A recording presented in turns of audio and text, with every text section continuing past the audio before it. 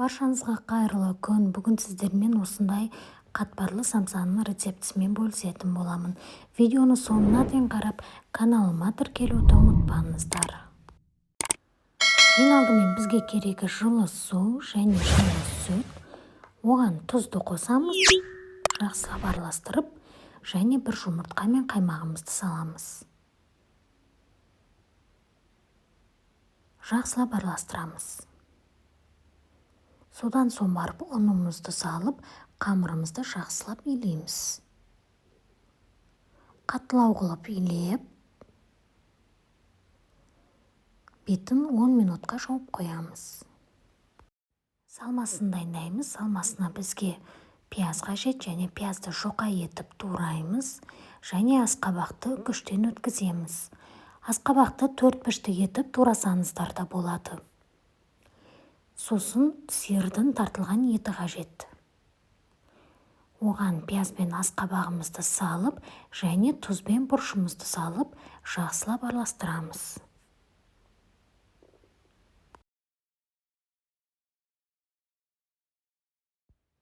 Қамырымызды алып, 2 бөлікке бөліп, бір бөлігін жұқа етіп жаямыз.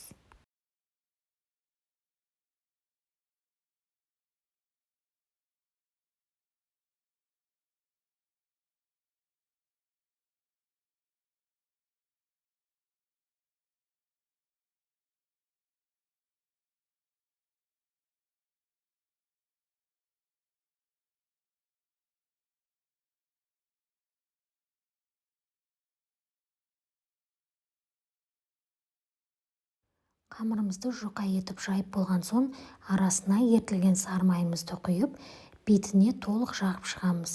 Содан соң барып қамырымызды ораймыз.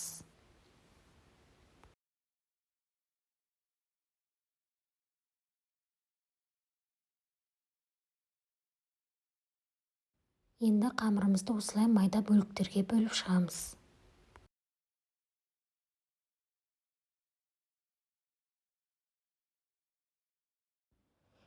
Бөліктерге бөлген қамырларымызды бір-біртіндеп жұқа етіп жайып шығамыз.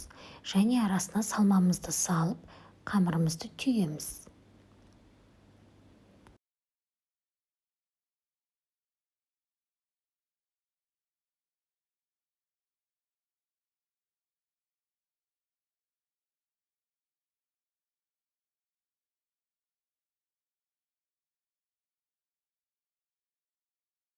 Бетіне сары уызбен күнжітімізді сеуіп, 180 градус қызып тұрған пешке 30 немесе 40 минутқа салып аламыз.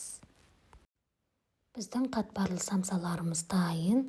Қамыры өте жұқа, қытырлақ болып шыққан. Осы рецепт бойынша дайындап көріңіздер. Дәмі өте керемет болып шығады. Міндетті түрде дайындап көріңіздер. Астарыңыз дәмді болсын.